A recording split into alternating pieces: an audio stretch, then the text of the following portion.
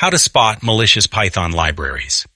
The Python Package Index, PyPI, is a fantastic resource, but because it's open to everyone, bad actors occasionally slip malware into the mix. Spotting a malicious library requires a bit of detective work before you run pip install. Here's a guide on how to audit a library like a pro. 1.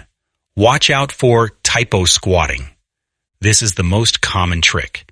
Attackers register names that are nearly identical to popular libraries, hoping you'll make a typo. The swap, request instead of requests. The flip, Jenga instead of Django. The character pyth0n dash datatil instead of python dash datatil. Rule of thumb, always copy-paste the install command directly from the official documentation or the verified PyPI page. 2. Inspect the social proof.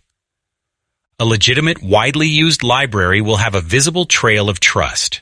When you look at a package on PyPI, check these metadata markers. Marker, red flag, green flag, release history, version 0.0.1, released yesterday. Years of consistent updates. Author info, anonymous or generic email, linked to a known GitHub profile /org. Statistics. Low download count for a major tool. High, steady download volume. GitHub stars. 0 or suspiciously bottled stars. Active community, forks, and issues. 3. Check the setup.py, the golden rule. Malicious code usually executes the moment you install the package. It lives in the setup.py file or the __init___.py of the module. Look for these suspicious patterns. Encoded strings, large blocks of base 64 or hex code, for example, base64.b64 decode. Attackers use this to hide malicious payloads from simple text scanners. Network requests, code that uses URLlib or requests inside the setup file to ping an unknown IP address. System commands, use of os.system, or subprocess to modify system files, steal SSH keys, or environment variables, like os.environ. 4.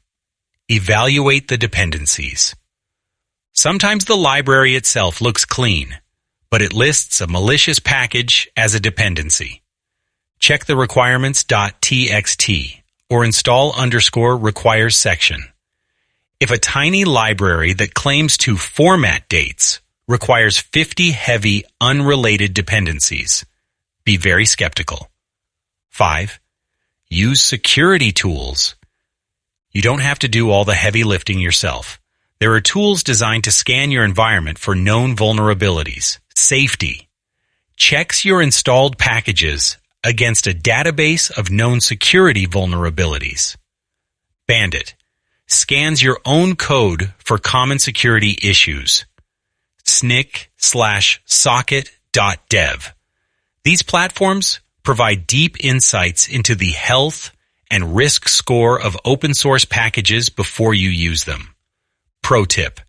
If you are testing a library you don't fully trust, always install it inside a virtual environment or a Docker container.